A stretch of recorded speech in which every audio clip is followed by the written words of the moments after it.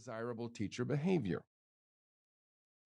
But I then proclaimed, "However, Your Honor, my client's conduct does not merit career capital punishment."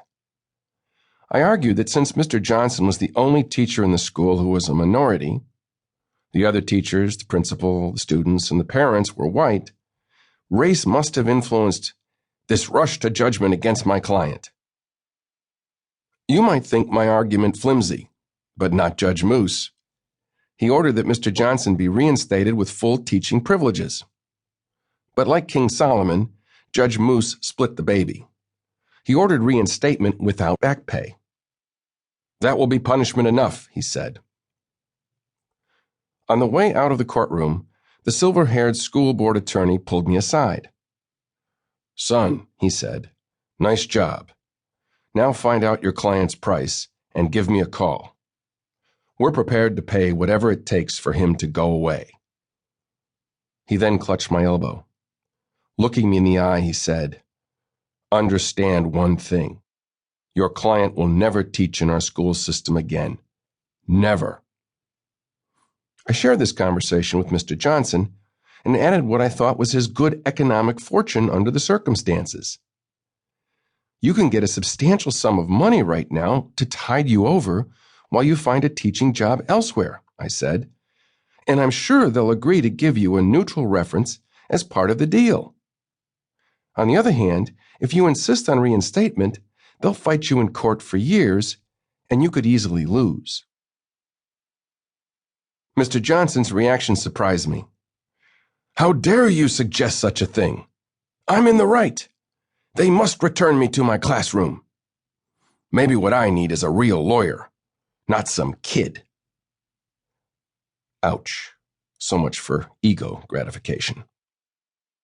After experiences like these, representing a consensual patient fondler and a self-righteous third-grader thrower, a sensible person might have switched from employment law to something more sane and sober like tax law. But I was hooked, including on studying why people in the workplace do what they do. For this audiobook, I've selected 46 stories about how to behave in today's workplace and how not to behave. The stories come from 1. My former career as a labor and employment law litigator, 2. My subsequent work as an organizational consultant, executive coach, and workplace leadership trainer, and 3. Personal experiences, including as a manager. Topics run the gamut: hiring, firing, performance management, employee engagement, succession planning, conflict resolution, documentation, information flow, harassment, discrimination, and downsizing. Although these stories are based on real events, to protect people's privacy, I've changed not only names, but other details as well.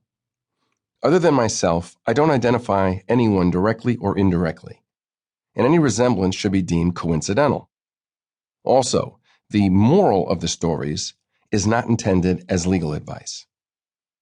Some stories will resonate with you more than others.